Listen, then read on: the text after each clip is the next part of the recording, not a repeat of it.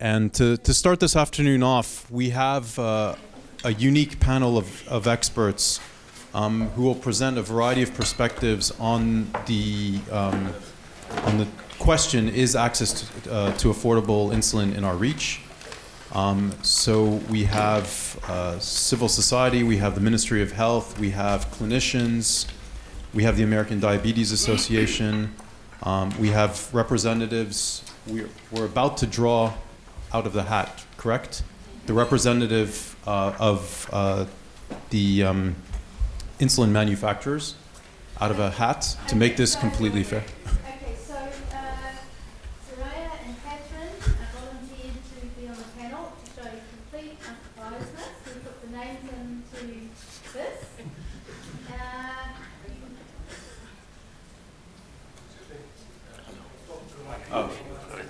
So we just had a drawing out of a cup to see who will be joining the panel between Catherine Lévy from Sanofi or Soraya Ramoul from Novo Nordisk to represent the perspective from the multinational insulin manufacturers. Soraya.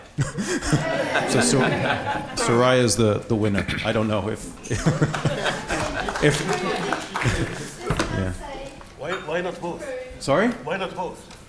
It's just to have, well, we already have a large panel. So if I could just ask the panel members to briefly introduce themselves and give their statement, and then we'll go through the statements and then open the floor for discussion. So we'll start with you, Lalit, Kumar. Yeah.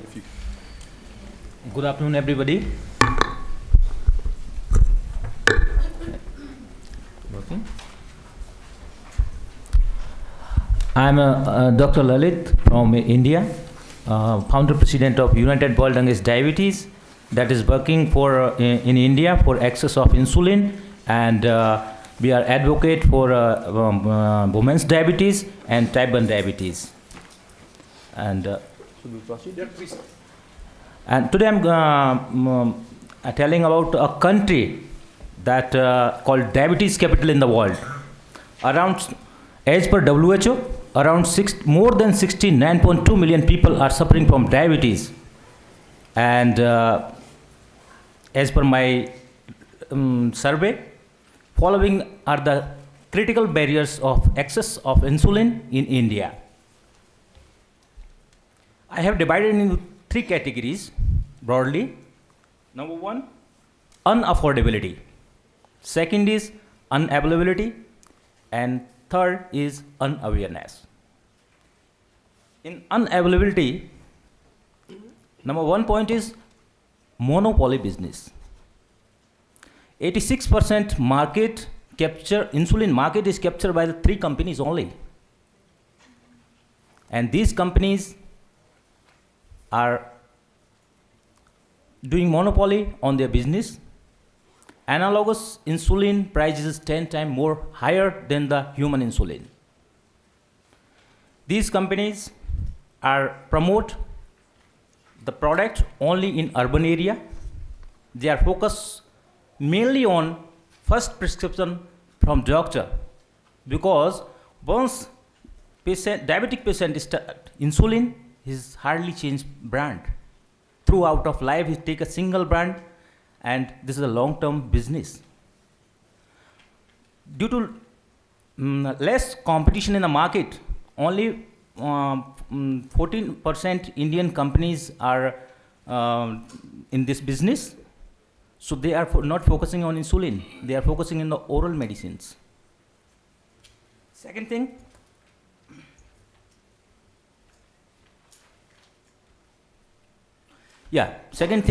pharmacists only keep in pharmacy whatever doctor is prescribed. Doctor prescribe analogous insulin because these company promote only that one. And insulin is not a OTC, over-to-counter drug. So whatever doctor is prescribing, they are purchase that. Next thing, these company are make syndicate. They are teamwork. Doctor, pharmacist and pharmacy. Give and take business mainly they are follow.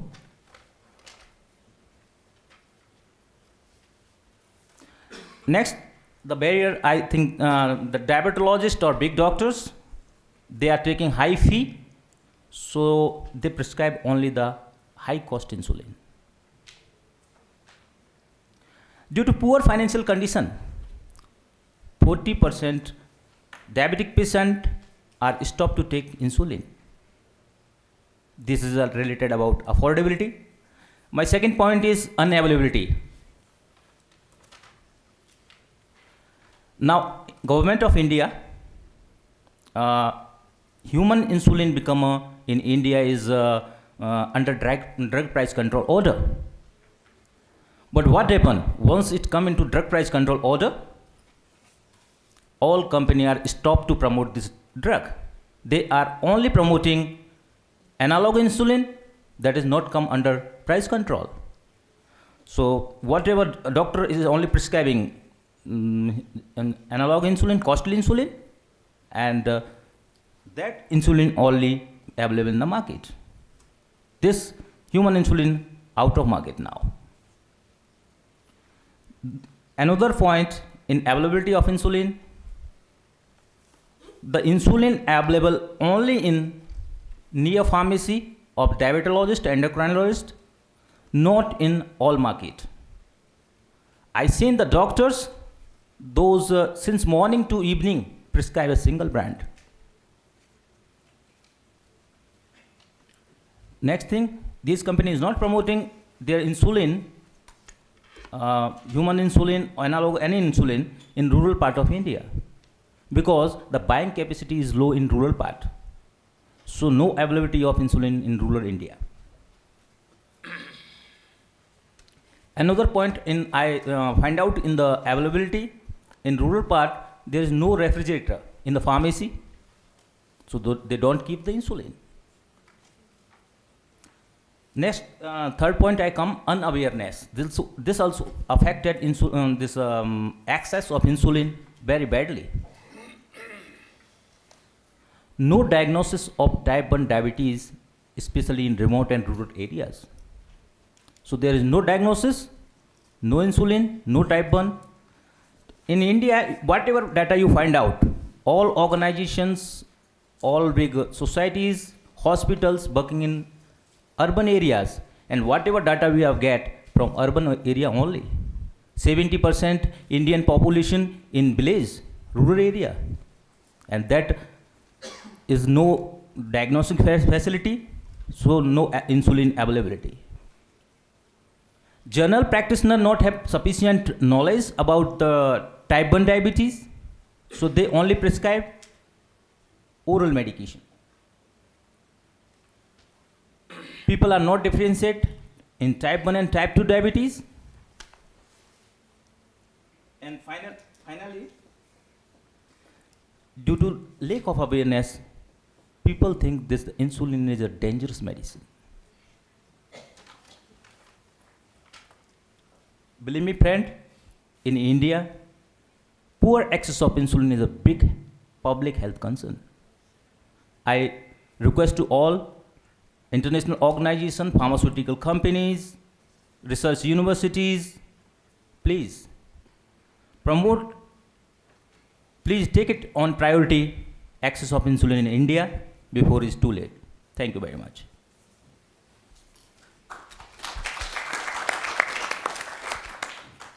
Thank you very much for those comments.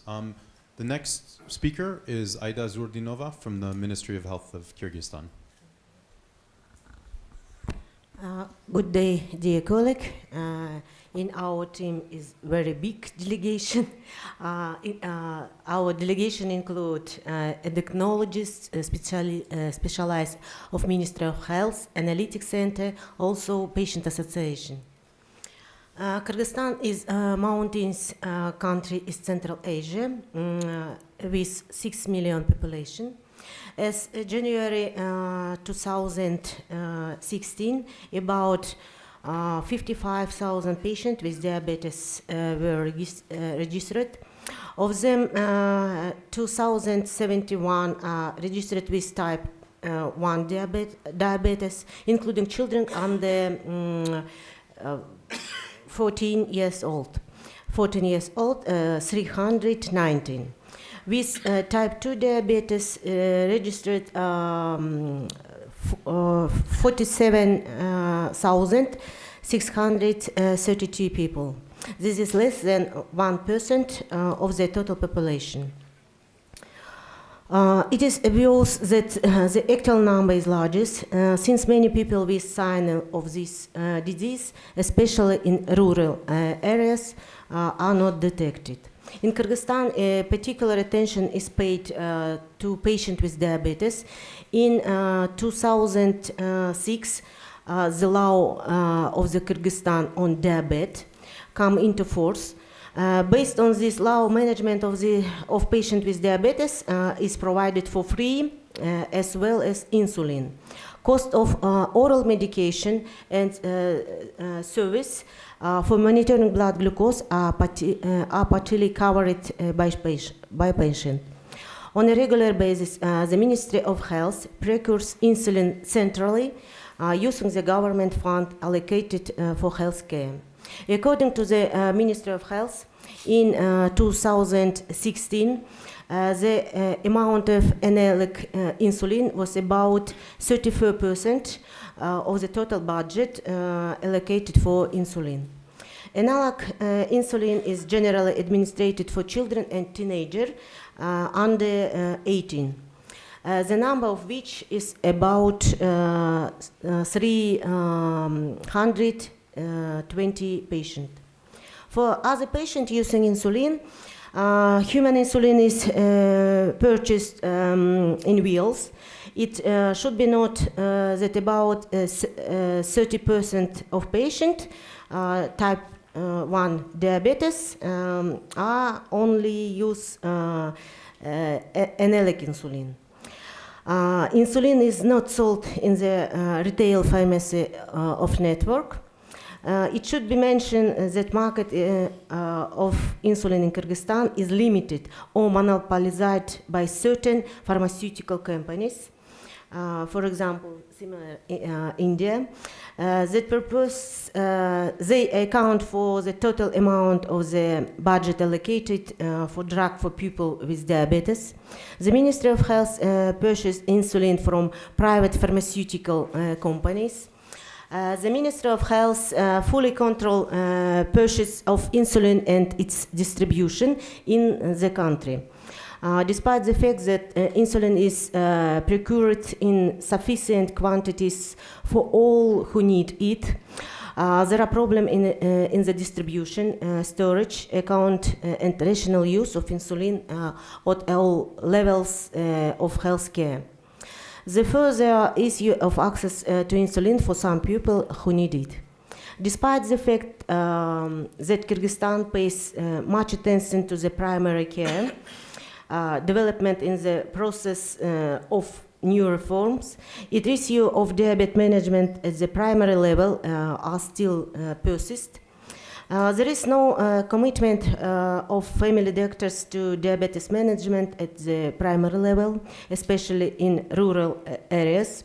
This fact is deepened by absence of clinical guideline of management type 1 and type 2 diabetes and insulin use, this form diabetes. Prescription of insulin therapy and the choice of insulin are within the competence of doctors oriented. At prescription of analic insulin, despite the lack of sufficient evidence of its significant advantage over cheaper version of human insulin. This practice results in the situation where most of the children and teenagers under 18 years old get analic insulin, which is provided for free. Once this age is a patient is forced to buy this type using own fund in neighboring countries, as there is no insulin in retail sale in Kyrgyzstan. Along with this, patients believe that insulin analog are more effective than human insulin, which they may receive for free. Despite a number of activities at the national level and centralized procurement of insulin, there are issues associated with limited access to it. There are problems with imperfect diabetes legislation, improper diabetes management at the primary health care level, imperfect procurement and distribution of insulin, lack of co-payment and reimbursement for insulin, and low awareness of diabetes. Thank you. Thank you very much. Our next speaker, Mirfin Mpundu, I hope I pronounced that correctly, from the Ecumenical Pharmaceutical Network in Kenya. The floor is yours. Good afternoon. I work for an international organization that focuses on supporting church-run hospitals in Africa and part of India and in Georgia. In Africa, we're working in 26 countries. And just to add on to some things that have been identified is that one of the things that we find as we work across these countries that contribute to the issues of not managing well the diabetic patients weak supply chains. And here the major contributors to this issues of failure to be able to forecast and to be able to quantify the needs accurately. And part of this is because of lack of capacity and the technical capacity to, to be able to do that. It's also due to a skew in terms of the technical staff that are available in the major cities in comparison to what one is looking at in the rural areas. As an example, for instance, Nairobi in 2015 had about 5,000 medical doctors, and out of that, 4,000 of those are in Nairobi, and 1,000 are spread in the rest of the country. And that's a country of 40 million people. So, it shows the disparity of the capacity of the staff that are in the rural areas. And that also includes the pharmacists and the nurses. And so the pharmacy staff that are working in the rural health settings, they are actually unable to be able to actually forecast and quantify correctly. And the other thing that we also see, it's the lack of coordination among the regulatory agencies. For instance, the lack of understanding and building capacity in the customs staff that receive the goods at the border posts. And these goods sometimes are not cleared on time, and we have seen a lot of actually insulin being expired at the ports of entries. And so this is quite a major issue. And so really capacity needs to be built across the board. The lack of stewardship at the facility level, and also the lack of the drug and therapeutic committees that would be able to manage the use of medicines, and this includes actually insulin at the facility level. That's a major problem. And equally to that, it's the lack of availability of the guidelines at the facility level. You can have national guidelines, but these guidelines, often are not available at the facility level. And so it doesn't matter what the country really would have adopted and what the national medication list is if it cannot be utilized at the facility level. And so that's one of the major problems that's there. Secondly, there is the issue of higher prices of insulin and other commodities, for diabetes. And largely it's because of lack of manufacturing generics in most of these African countries. Most of these medicines are actually imported. And so when one includes in the importation costs, these medicines are very expensive. And most countries are landlocked, and we find the higher prices, especially in the Francophone countries. And we also notice that there are fewer suppliers or wholesalers at country level that hold the monopoly of actually selling, insulin and other commodities. There is the issue of actually overdependence, again, on importation, where really less than 10% in most of the countries in is manufactured, locally in what is utilized. And so that dependence goes towards looking at the importation. Yeah. So some of the things that I think we need to do in addressing and being able to make actually insulin available, there is need to raise a lot of awareness, both amongst clinicians, but also amongst the population. I think we need to be able to have actually targeted ways of raising advocacy work towards the policymakers, but also just in the utilization of insulin itself, there isn't much knowledge. I've been involved in a number of capacity building trainings, for both actually doctors and pharmacists and nurses, and we find that the understanding about the use and the indications of insulin and what to look out for is not just so common. It's not there, and so we need to build that capacity. If we do that, and these professionals are involved in making the decisions of what types of insulin should be ordered, how the patients can be managed, how they will be used in facilities, and also how they will be monitored and audited, it will actually increase the availability of insulin in facilities. Certainly, I think most of the faith-based organizations, they are not funded by the government, and so they raise their own resources. That's a huge predicament, because if you are procuring smaller quantities, you are bound to procure them at higher values. Lastly, one of the examples that I would give is that we've been trying to increase actually access of medicines in East Africa by working with the drug supply organizations that are in 4 East African countries, through procurement. And what we have seen is that we've released so far 2 tenders, is that we've been able to reduce the prices of most of the medicines by up to 70-80% by pooling resources. And so this would be one of the suggestions in terms of the interventions that we can use. Thank you. Thank you very much. Our next speaker is Soraya Ramoul from Novo Nordisk. Thank you very much. Good afternoon, everyone. Thank you for giving me the opportunity to give a manufacturer's perspective. I will do my best. So my name is Soraya Ramoul. I head the Global Health Partnerships in Novo Nordisk, so that's a global function that we have. One of my responsibilities is actually to cater for the preferential pricing policy that we've had since 2001. We call it the Access to Insulin Commitment. It was already mentioned during the day that we have this discounted price.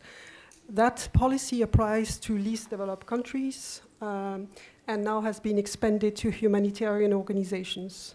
So the way it works is that we offer a maximum ceiling price for human insulin in vials to governments and other wholesalers who request it.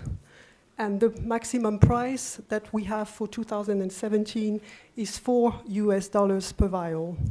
And that's, again, a maximum price. In practice, the insulin that we sell will be sold through tenders, and the prices will be generally lower, and it will depend, of course, on the tender process.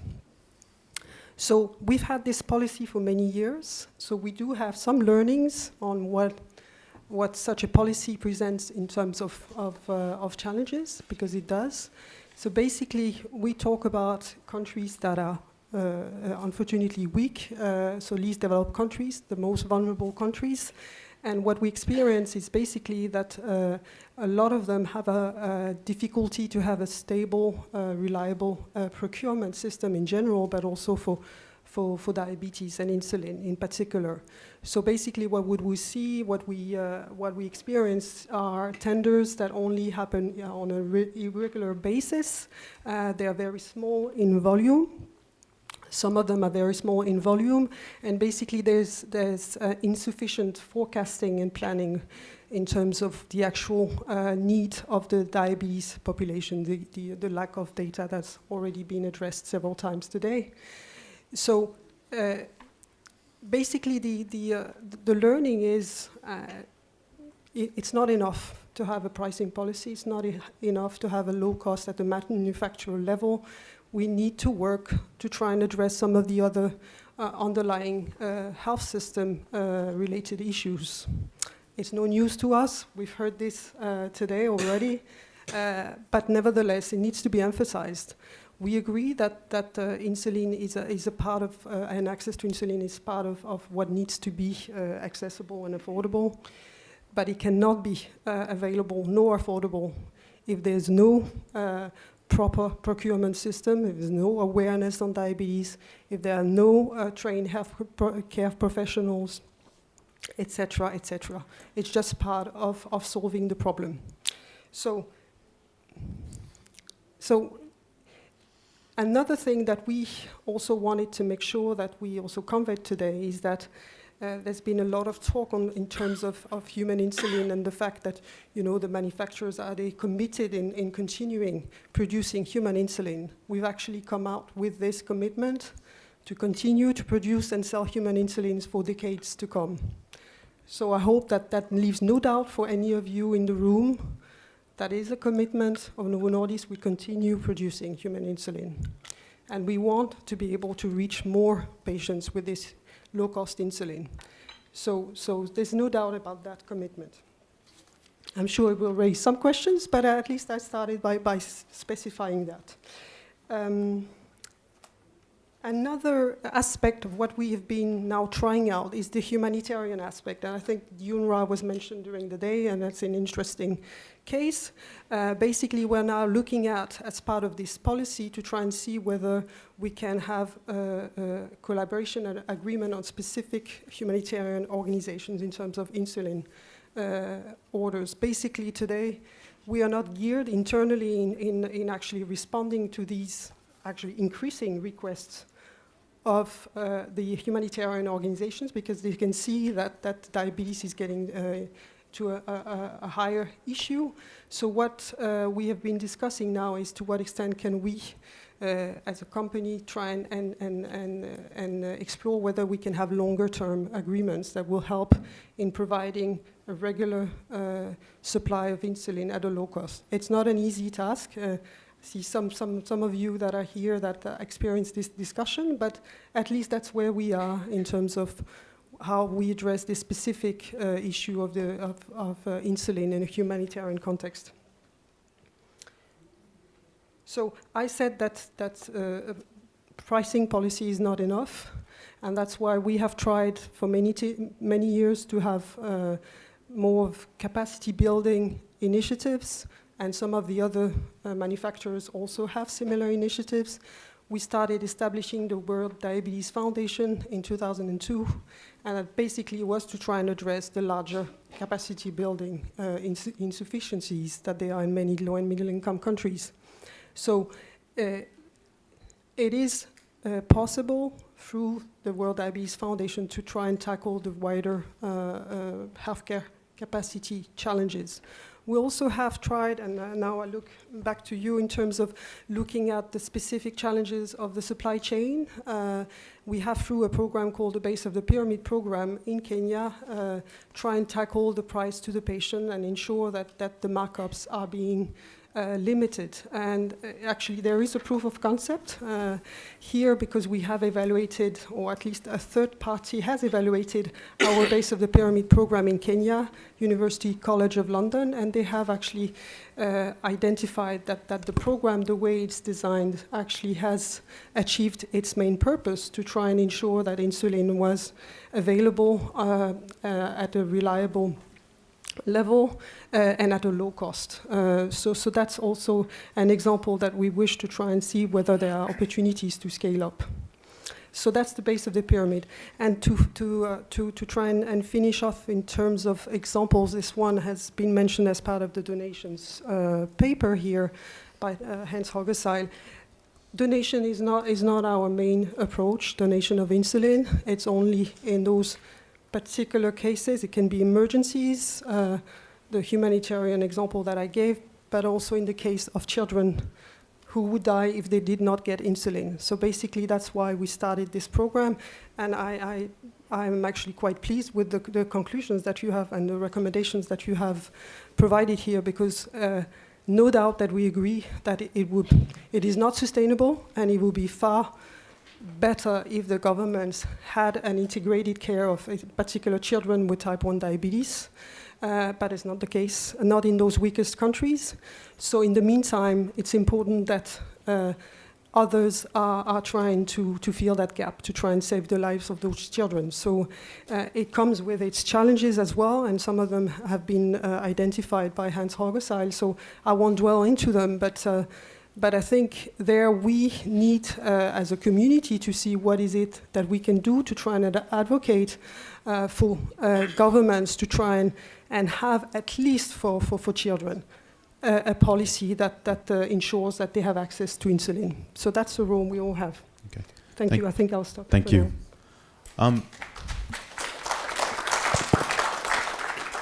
As we're halfway through the panel, are there any burning questions from the audience? Yes, Richard. Yes, I'm fascinated by... Oh. Yeah.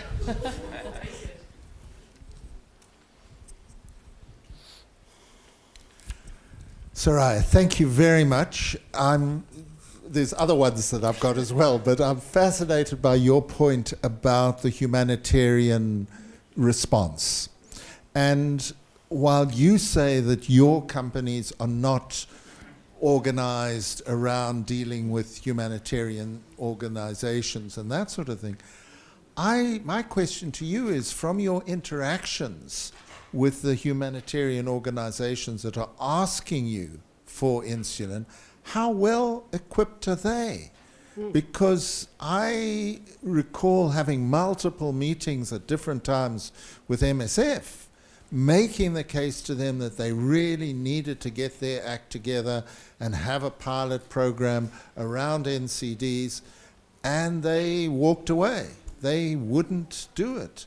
Now, if they are asking you for insulin, how long are they asking you for insulin? UNRWA has been in existence for 50 years. What's going to happen in these Turkish refugee camps and all of that sort of thing? Is this going to be a new avenue of delivery of NCD or diabetes or insulin services? What is your take on it? Because this is something 2 years ago we weren't thinking about, and yet it's beating on our door. So, Yeah. Sorry, that's a burning question. Should I wait? I just want to see if there's any other burning questions. Any other burning questions or points for clarification? Do any of the panelists have a question for their colleague?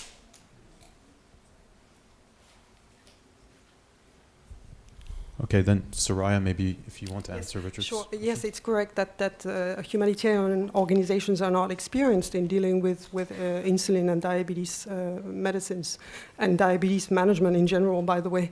But we can see clearly a sign that some of them are interested and some of them actually face demands from their own, let's say, customers and partners. So that's why they come to us. So no, and usually what we get is ad hoc requests, very small quantities of insulin, and that's very difficult for an organization such as ours to handle. So if you get a request of 60 vials, and basically sometimes we don't know the destination, and we are very regulated, as you can imagine, so it's difficult for us to respond to those ad hoc requests. So we are trying to take in those demands, but at the same time trying to have a dialogue on this is not the way we can work, so let's try and find a common way moving forward. But it's not always easy, but it's the beginning of this process, I would say. Any other questions from the audience? Yes.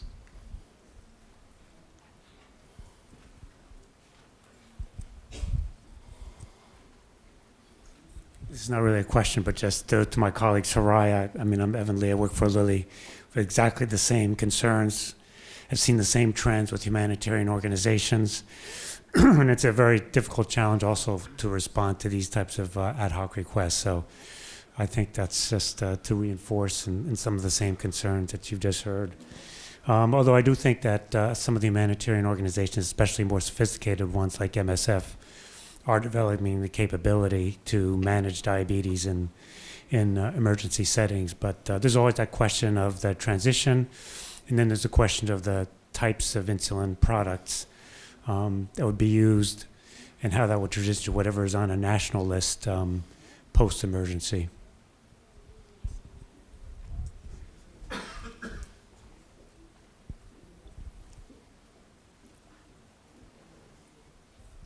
Thank you. I just wanted to comment on the whole humanitarian aspect. I actually met with Kiran Jobanputra yesterday with MSF, who was going to come today, and he felt very badly that he couldn't make it. But I'm actually in the process of working with a number of these NGOs on coming up with diabetes management guidelines, because I do have the impression that they're extremely interested in addressing this issue. A number of them are, in particular also MSF, UNHCR. So that's in the works, and I think, but it's in the early stages of the game. So.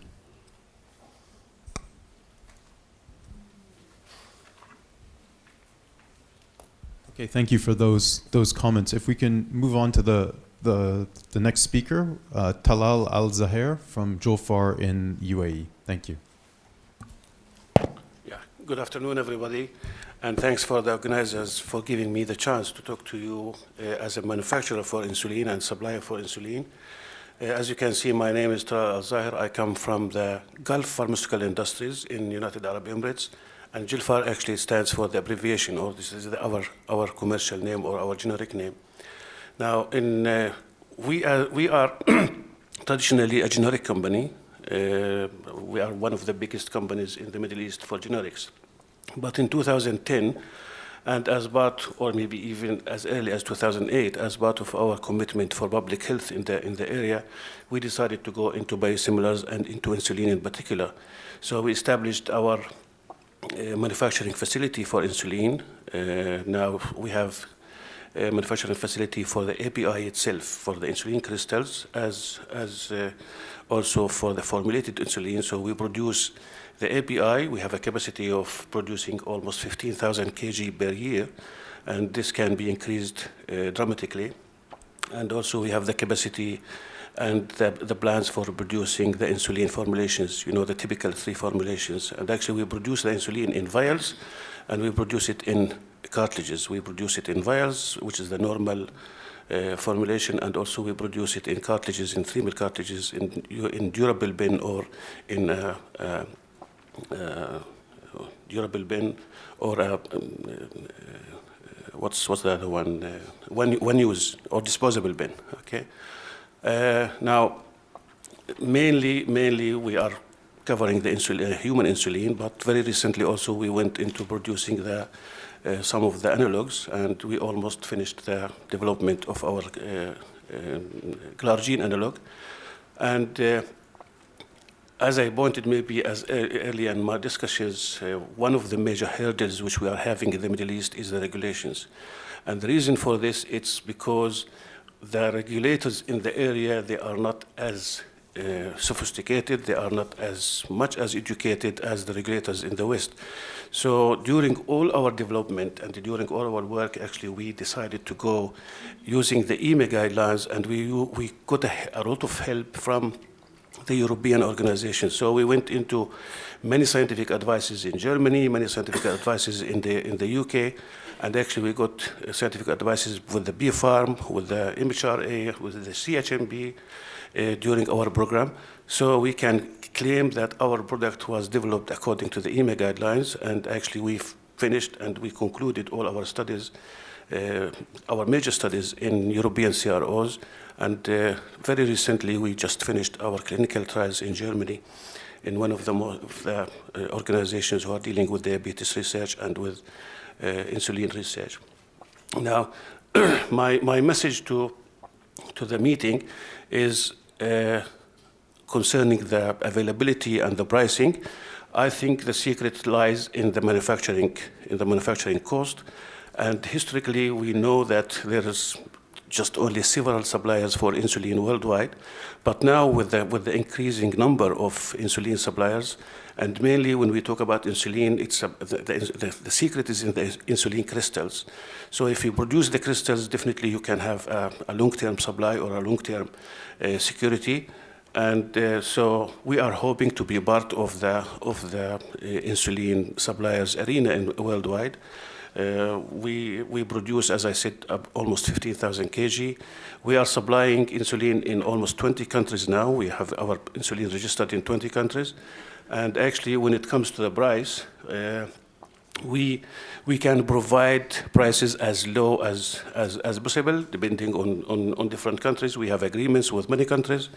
And I am sure you know that one of our pricing targets, we supplied insulin at $1.45 per vial, and actually we supplied insulin at $1 per vial for certain countries, because we take it also as part of our responsibility or societal responsibility for certain countries where we have a lot of commitments and a lot of markets.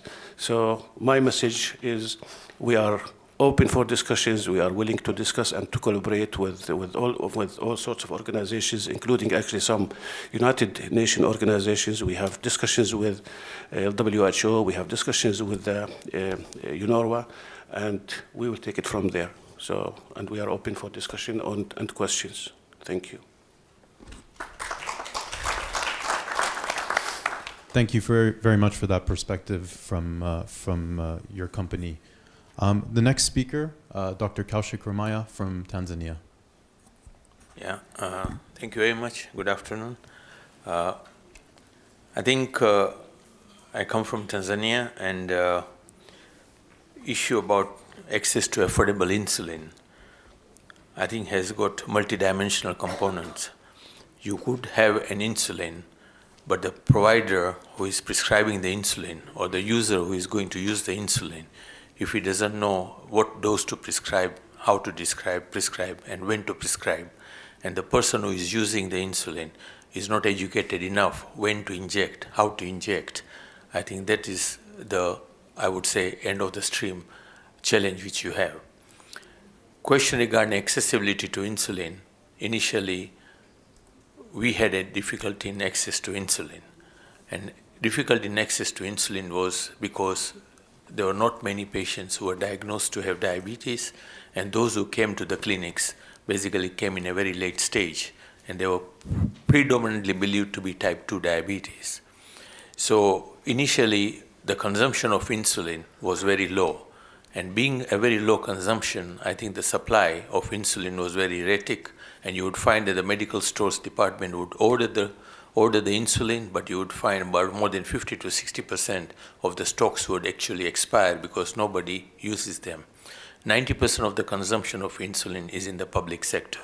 10% is in the private sector. And within the public sector, again, access to rural areas and the semi-urban areas was a challenge. So over the last 10 to 12 years, as we have developed the diabetes clinics and as we have developed the National Diabetes Program, we have currently the clinics in all the 27 regional and 185 district hospitals. And we have the diabetes clinics in all those 185 district and 27 regional hospitals. So with an improved access and network of healthcare providers who are trained how to actually prescribe the insulin, when to prescribe insulin, and with the diabetes education which is there, the consumption of insulin or the requirement of insulin does tend to be optimized. Now, the question comes is this insulin affordable or not? So there is, within the public sector, there is a tendering system. And within the tendering system, they go for the quality, but they also go for the pricing. And over the last 5 years, the biosimilar insulins have also been competing, and you find that the prices of insulin have come down. The insulin, which is also provided by the major companies, for example, from Novo, Tanzania is one of the lead countries, so basically we are able to get insulin at $4. At the same time, you find that the biosimilar insulins are also available at a lesser cost. In relation to the cold chain and supply of insulin into the district hospitals, I think that is still a challenge. But then after the supply is provided at the district hospital, and when it goes to the patient's home, or when it goes to the clients who use the insulin, that is where you find that more than 50 to 60% do not even have a refrigeration. So you find that they are using insulin, which has not got an appropriate cold storage. I think there was a paper from Graham, and Graham had published a paper whereby there was different types of storage of insulin which are being used. So I think when we are talking about availability of insulin, affordability of insulin, and accessibility of insulin, I think it is not only the insulin product itself, it is not only the pricing itself, I think it is related to what we call as the entire health system involvement. And unless we improve the health system right from the top to the bottom, I think even if you make insulin available at a low cost, I think at the end use level, if appropriate training and appropriate education is not provided, we might probably be killing patients rather than saving the patients. Thank you very much. Thank you very much, Kaushik, for those remarks. Our next speaker, Professor Alvin Powers from the American Diabetes Association. The floor is yours. Thank you. So thank you very much for having us today here. I'm Al Powers. I'm an adult endocrinologist, and this year I'm serving as president of the American Diabetes Association. And we're honored to be here to participate in this. I'm going to just introduce a couple of my colleagues that are here. Will Cephalou, who is the Chief Medical Officer of the American Diabetes Association. Dara Marceau, who is our Vice President, and then LaShawn McIver. Yes, Dara, I just introduced you. And LaShawn McIver. So I thought it might be a bit of background about the American Diabetes Association so that you would know who we are and why we're here today to talk about this very important topic. So first of all, the American Diabetes Association is a not-for-profit, non-governmental agency. We're a volunteer health agency, and our membership consists of patients, it consists of providers, both physicians, nurse practitioners, educators, and also scientists who are involved in research related to diabetes. And so we do several things in the American Diabetes Association. One, we're trying to discover new ways to treat and take care of people who have diabetes. So some of that means we're funding research. It also means that we sponsor our annual meeting, which is attended by about 16,000 people each year. This past year, about half of those attendees were from countries outside the United States, and so the latest in research, the latest in patient care, a number of things related from every aspect of diabetes is discussed there. We also have a strong component of our activities around advocating for people with diabetes. So that may be advocating for public policy, for insurance coverage, advocating for non-discrimination for people who have diabetes, or advocating for research funding. And then the third thing we do is we support people and providers in the diabetes space. So we have patient education programs, we have provider education programs, and as you know, we publish the standards of care for diabetes care each year, and so that's something that diabetes has done for more than a decade, and we're delighted that those standards of care are used in so many places around the world. So, so to return to the topic of today about affordable and accessible insulin, we've been very, very interested in this because while we think about the United States as being in the high resource country, over the last 3 to 5 years, insulin prices have risen from 3 to 5-fold. And so this has made insulin unaffordable to some, inaccessible to some. So as an organization, we've become very interested in this and are trying to think about how we can impact this problem.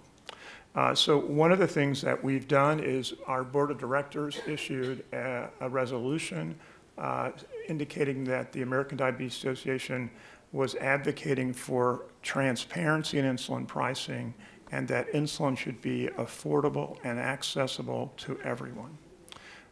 And how to do that, we have issues that we're working on. We currently have a working group that's trying to develop new solutions that might be applicable to that. We've also engaged our patients and our providers For example, we started a grassroots advocacy campaign where more than 250,000 people signed a petition that we generated around affordable, accessible insulin, and presented that to our representatives in Congress, asking them to help address this important problem. So we're interested in affordable and accessible insulin, not only in the United States, but around the world, and we look forward to talking more about that with you today. Thank you. Thank you very much. And our last speaker from Indonesia, Chandra Nurcahyo Utomo, will be giving the perspective, I believe, from a payer of insulin. Thank you. Good morning, everybody. I am from Indonesia. I'm here with two of my friends, Dr. Mar.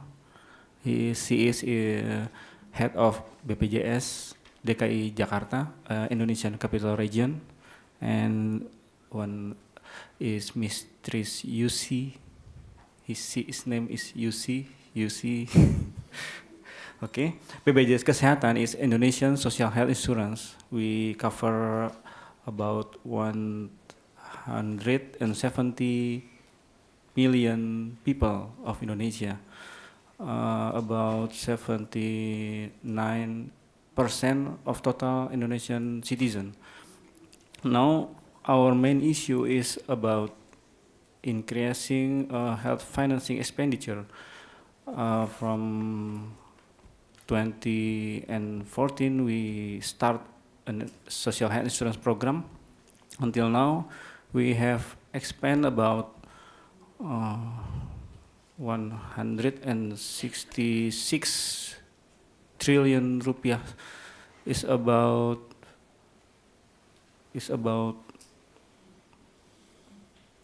10 billion in US dollar for 3 years. And for diabetic mellitus, we saw increasing every year about 20% per year.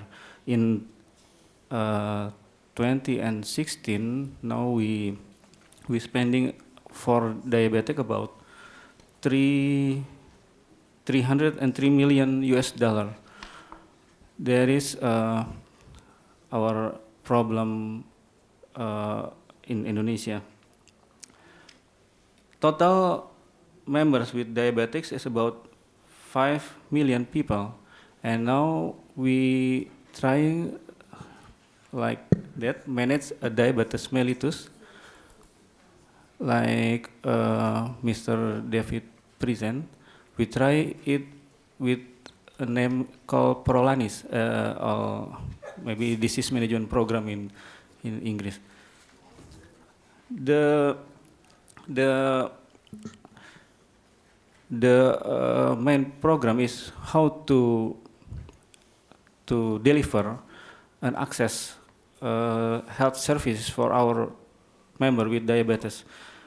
Now we are with a contract with primary care, about 20,000 primary care providers and 2,000 hospital provider, and also we contract with about 1,200 pharmacies to deliver include insulin, human insulin and analog insulin, and also drug. But maybe we can explain about in Indonesian regulation that our Ministry of Health make a decision about a price and about drugs and insulin. Also from production of drug and insulins. We are Ministry of Health with the state procurement. We name it e-catalog. All of the production can use the e-catalog to make a price. So BPJS Kesehatan, Indonesian Social Insurance, use the price from e-catalog to deliver to our provider. Then now is our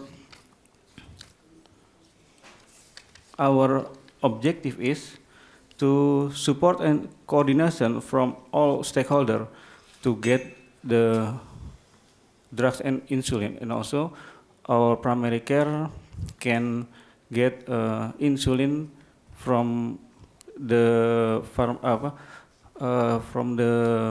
e-catalog too, because now in Indonesian condition, the human insulin and analog insulin only from a hospital, and hospital in Indonesia, and all hospital in Indonesia. There is our condition in Indonesia. Thank you very much. Thank you very much. Thank you to all members of the panel. Before I open the floor to questions or comments from the audience, do any of the panelists want to respond or comment on anything their colleagues mentioned? Quickly. No? Okay, so then I open up the floor to any questions or comments. Yep. Andrew.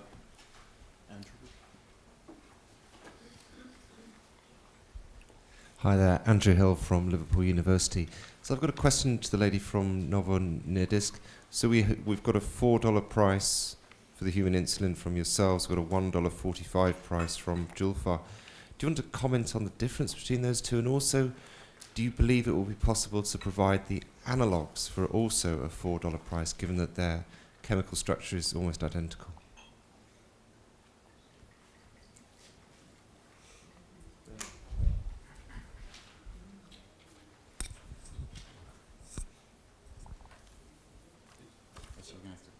Should I answer?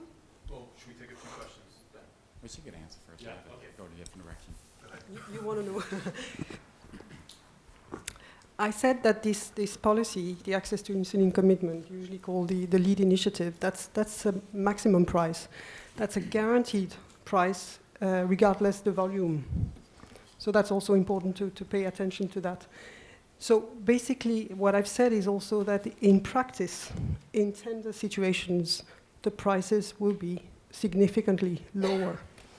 So I'm not going to comment on concrete cases, but that's not going to be a big price difference between the different manufacturers. So that's what happened in practice. But you have to see this ceiling price as a guarantee, regardless of volume, for the most vulnerable.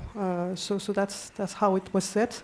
And for 17, that's a $4, and that's a price that we look into every year. So I hope I have answered that question.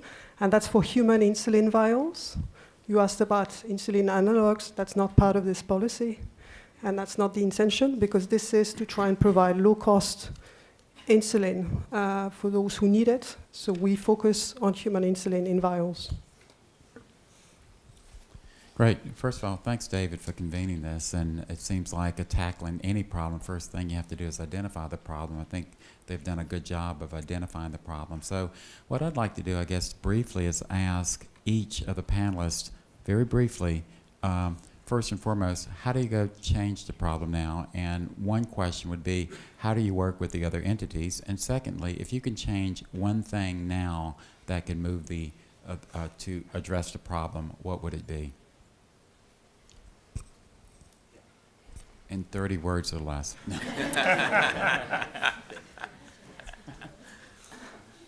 Actually, we are focused especially on availability and awareness of the health system that can educate the people about insulin, and also along with the educate the general practitioner, pharmacist, and understand the necessity of insulin. This is a life-saving drug. We are also fighting with our government that make diabetes become a national health program, like polio, malaria, tuberculosis. Because this diabetes is not taken as a serious issue, not have direct symptoms. This is called silent killer. So people and government both are taking this as lightly. So we are creating awareness for that. We are conducting programs in rural areas we are conducting program in schools, so find out the type 1 diabetes, and we also sending these, we type with the other organization how to work on this. Thank you. Any other comments, Aida, from a Ministry of Health perspective? We participate more organization, for example, Endocrinologists Association, also Patient Association, and more NGO who is working healthcare. And now our Ministry of Health developing new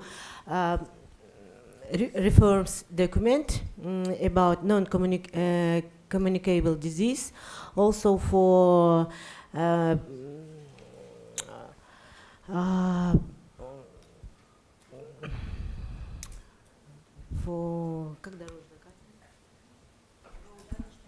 road main card. Also,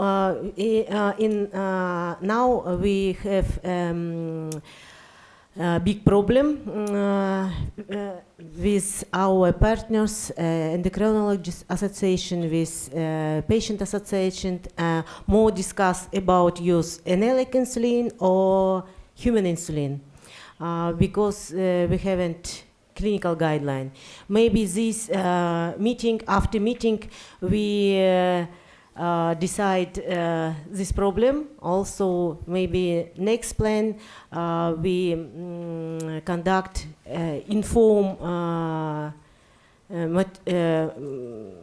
prepare inform material for patient association. Also, maybe next step we will study patient association about use insulin, maybe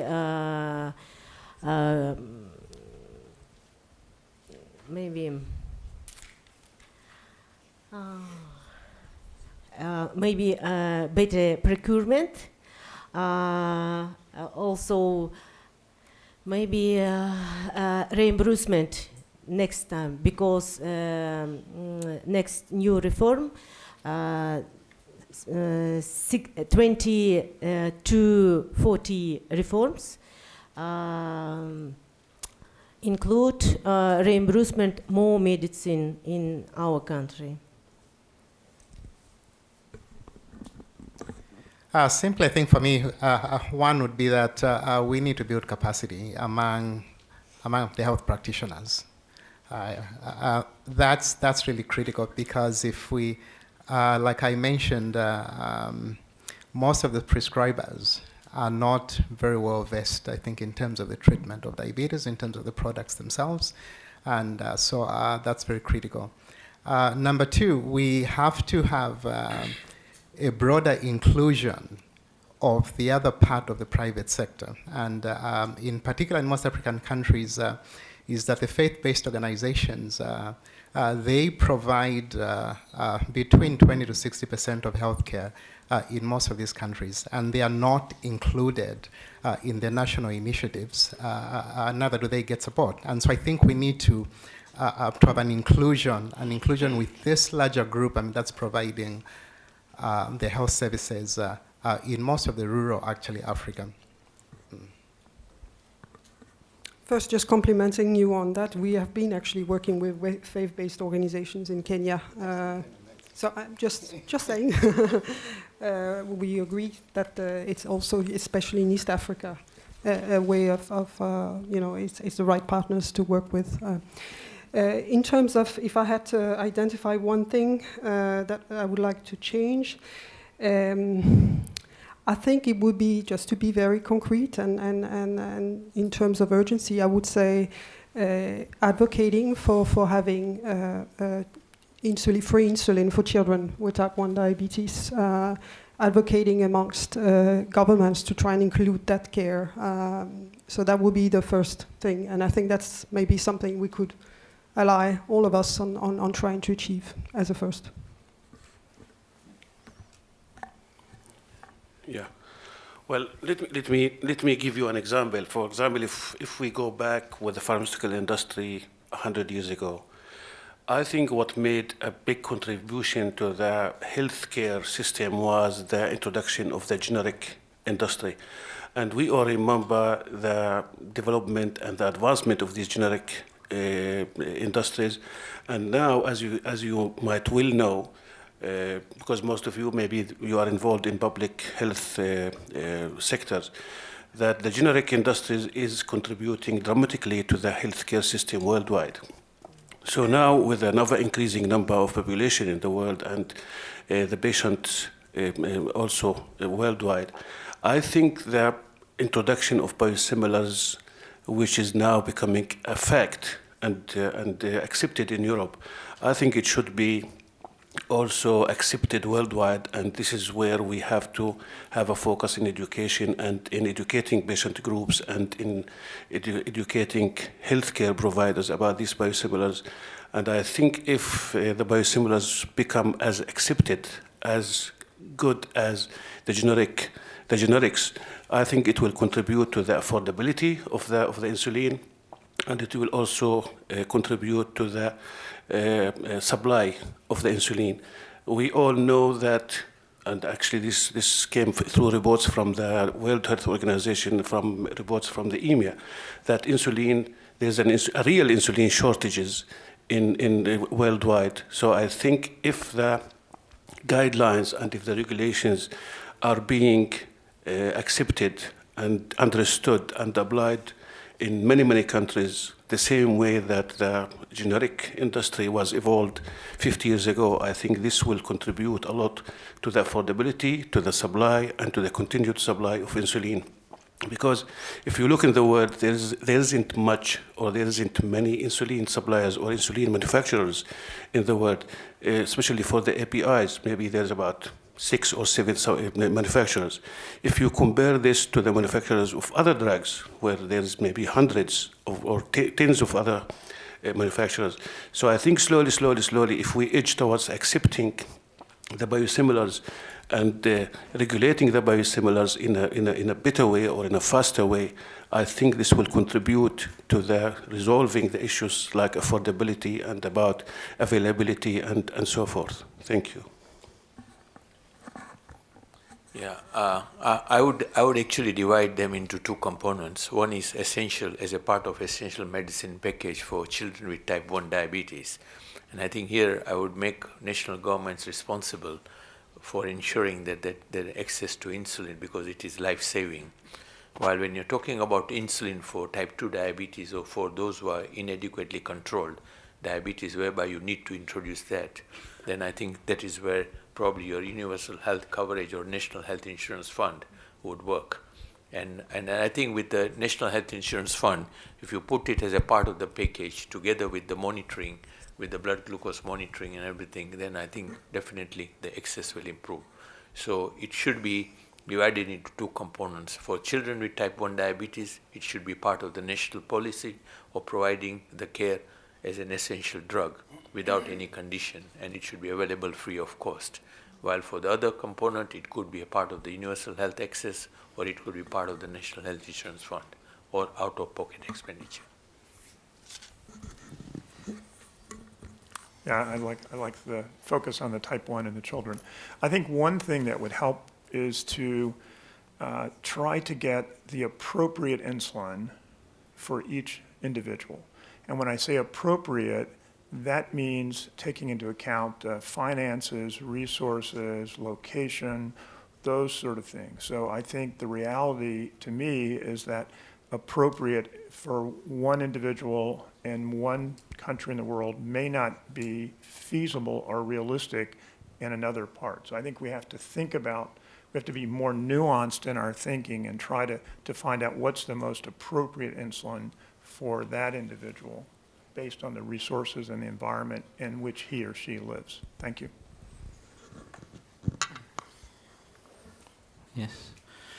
Our hope is first, because the challenge is improving access, we are about quality consensus and standardization about endocrine with association of medical, like we call medical professional association. And second is we are empowerment member community, like diabetes club. Maybe we are make all of the participants sharing each other about the way of life. Maybe meeting periodic, a month or monthly or periodic meeting to improve the health of life. Thanks.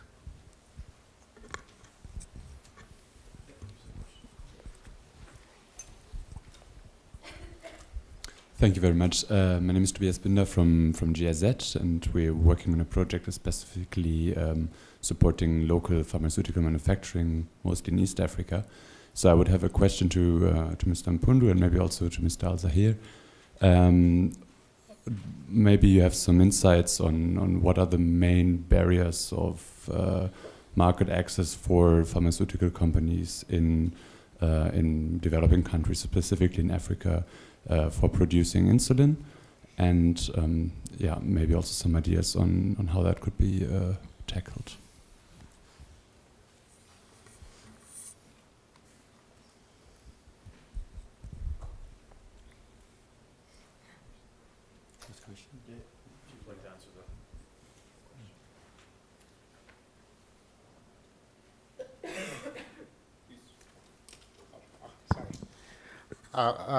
My apologies, I thought that we were taking a couple of more questions, sorry, yeah.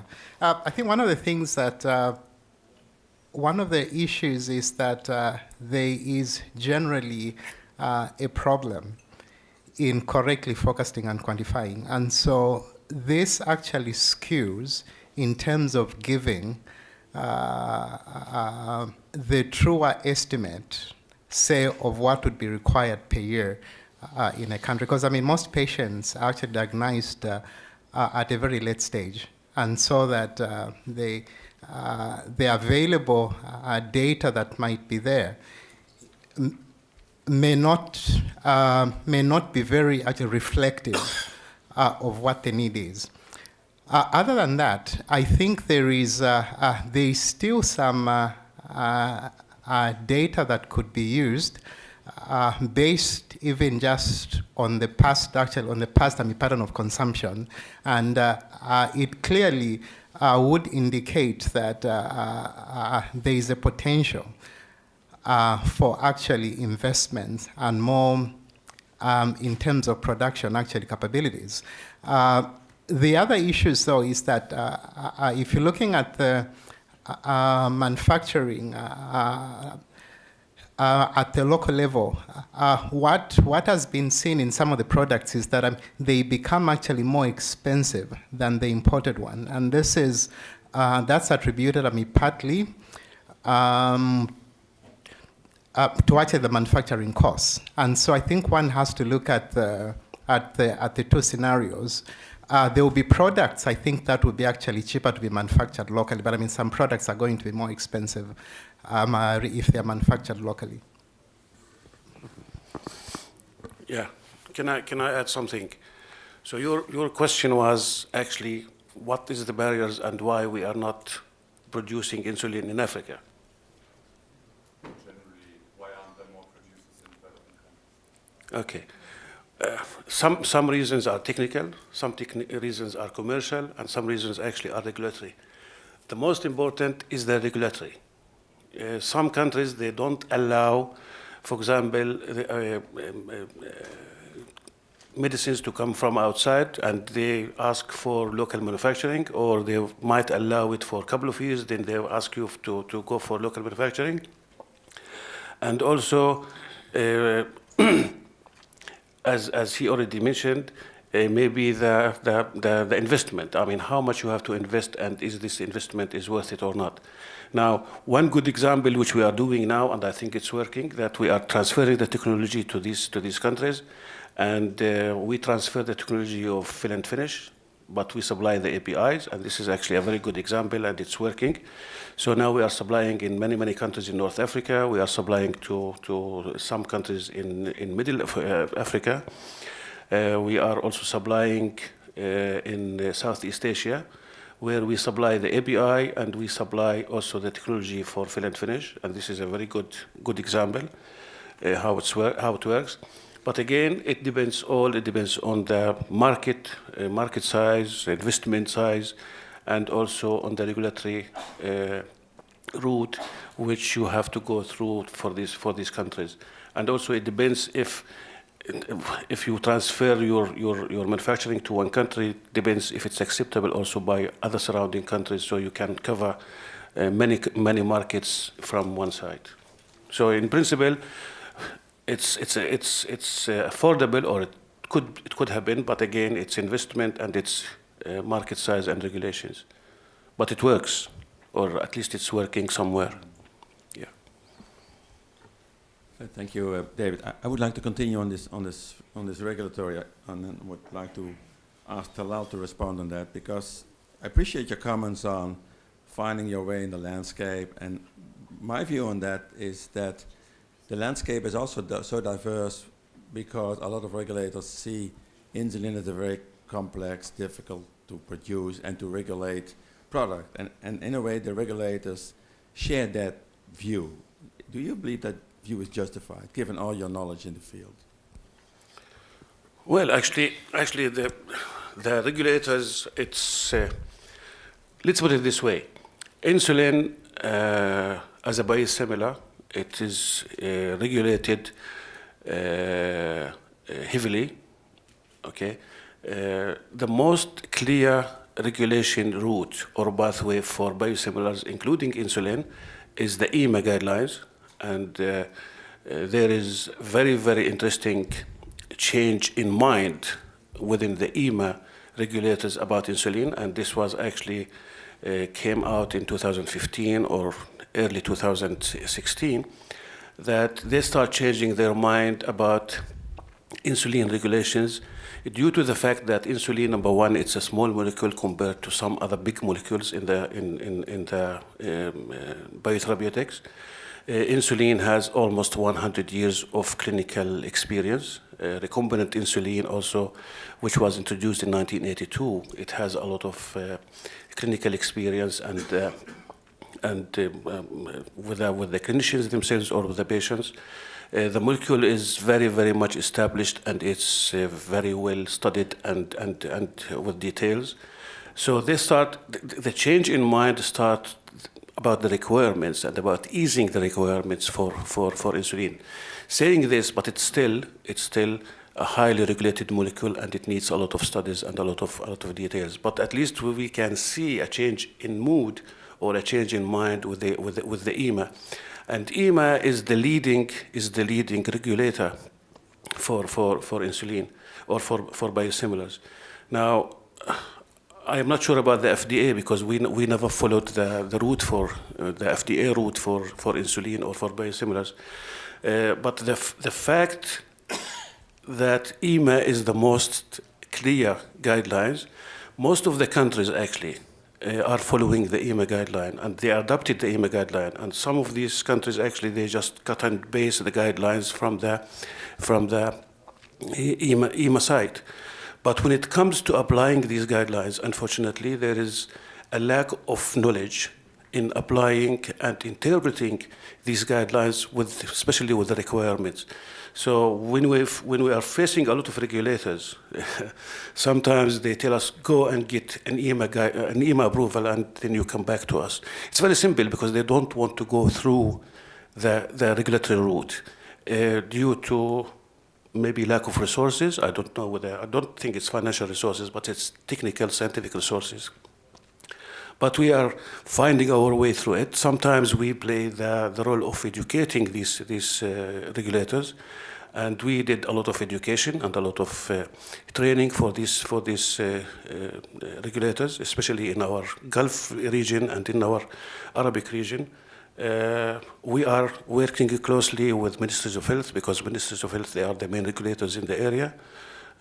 We are working very closely with the Saudi FDA, with the Jordan FDA, and with Egyptian authorities in order to educate them and also at the same time take them through the regulatory pathway and through the regulatory requirements.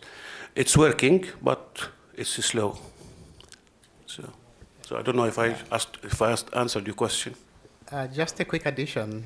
I think one of the, to add on also, I mean, I would give an example, just to register really a product, looking at the registration process. On average, in most countries, I mean, in Kenya, it's going to be 2 years or something. There's a backlog of registration, and that's just for products. And those actually measures, I mean, for manufacturing are even actually higher standards, and so it would take a very long time to go through the registration process. And then, I mean, to also meet the PQ requirements, I mean, that's another very expensive process, and so the cost sometimes is quite inhibitive. Three hands jump up quickly. If we could just have those three questions very short, specific. Right. I'm Emmanuel. I'm from Ghana.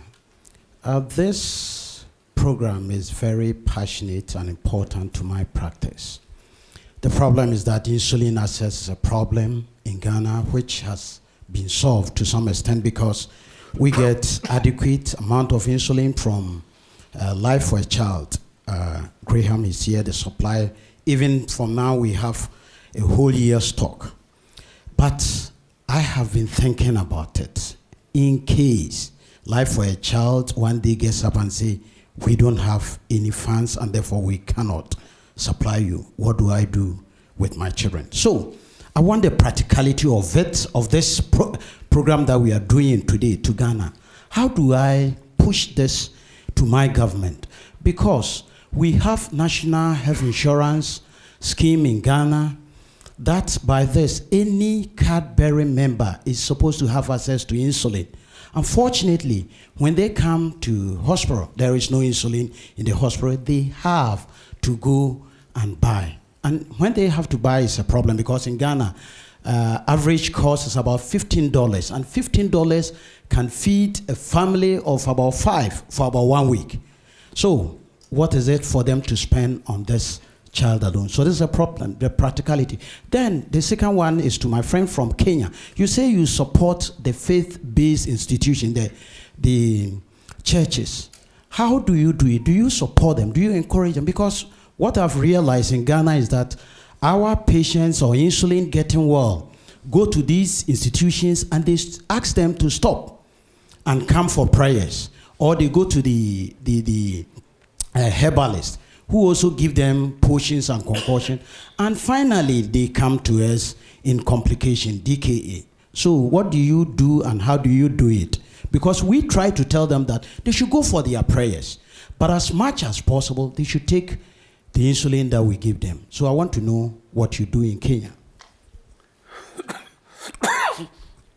I just had a quick question for the Julphar representative. You said earlier that you guys haven't even looked at the US FDA regulatory pathway for biosimilars, and a subset of that is interchangeable biosimilars. I've heard that before, from others, and I'm just curious as to why you if you could posit some sound hypotheses for why Julphar, Biocon, Mylan, Teva, Sandoz, why none of these manufacturers want to sell biosimilar analog insulin in the United States, where in 2015, Medicare and Medicaid spent $4 billion on Glargine for one drug, over $1 billion for Humalog. I don't know how much they spend on Novo's products, but I bet a lot too. So there's a large market, and why are you not interested in selling there? If you're already conducting a clinical trial in Germany, I'm curious.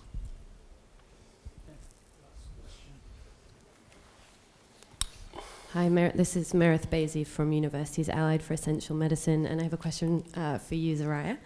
And I appreciate your comment about urging governments to offer children free insulin, and I agree, I think that'd be a great idea, but I think the key part here is, would Novo be willing to provide that insulin at a sustainable price to those governments? Okay, so we have a question for Mirfin Mpundu and then I think Kaushik, if you could answer the other question. question about sustainability, and then a question specifically for Talal on the FDA, and then finally Soraya on insulin.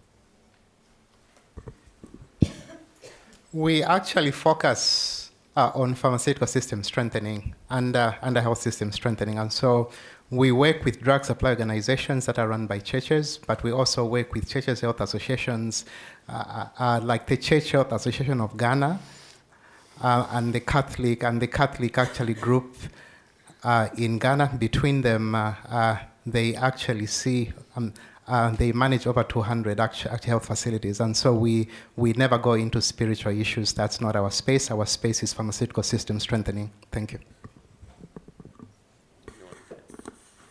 Yeah, I think regarding sustainability and availability and how do you basically integrate the programs within the national government, I think we also started out with Life for a Child program and the Changing Diabetes in Children program. And currently we have 2,600 children under that program. So you find that right from day one, we asked the ministry to be partner with us and to learn that this is how the program is going to run. And in January now, the ministry is going to take over the program officially and going to run the program. So I think it's a question of communication with them and involving them right from day one as a part of the program. Second thing, if you look at the DMO, a district medical officer who has got a certain specific sum of money to be buying medications, he can basically, he will look at his database and he will look at what are the 10 top conditions which his clinic is basically managing. And you find that diabetes never appears in those top 10 because all the death certificates is just a cardiorespiratory arrest rather than any underlying condition. So you find that his allocation of resources would go to those top 10 diseases which are common at his place. And then he would just calculate that I would treat 100 patients of malaria and probably one child of diabetes because the insulin cost and the cost of anti-malarial drugs. So it's a question of priority. So I think the question is instilling the sense of essentiality that if it's type 1 diabetes, it is essential for the life for that child. And I think that probably makes them own the program. Thank you. Yeah, I think it's my turn now to answer that question, which is very, very interesting actually. It is not that we are not interested in the United States market. Who can afford not to be part of the United States economy, especially with a drug like insulin? The fact is why we did not develop our insulin following the US FDA guidelines. Number one, the US FDA guidelines was not clear as at an early stage, the same way that the EMA guidelines were clear. And I'm sure you know that just very, very recently, the guidelines in the United States, they became sort of clear. Until now, they're still vague, actually. In the United States, FDA, if you want to apply for a biosimilar or for insulin, you can do it in 3-4 different routes, and these routes actually are not very, very clear, and they are not very secure.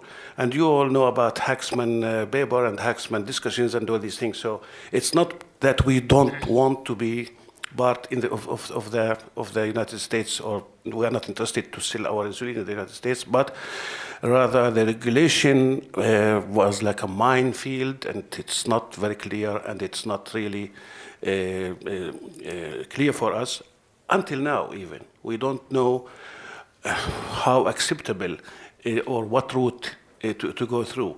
I'm sure you know the routes more than me. Sometimes you have to go through the Biological Act. Sometimes you have to go through an AD route, or sometimes, So this is the main reason. Number two is because the United States until now does not accept the data, especially the clinical data, which is generated using some other drugs, some other material which was not produced in the United States. While the EMA, for example, now they accept this, okay? And the funny thing about this, that the United States, they say, well, we do not accept the clinical data if the product is not produced in the United States. And for your information, all the insulin for one of the major companies in the world who supply insulin, all the API is produced in the United States and all the finished products is produced in Europe. And I don't know how this works, okay? Anyway, so the reason is, in summary, because the regulatory route in the United States was not clear at the time we started development. And you know, these products, it takes years and years and years of development.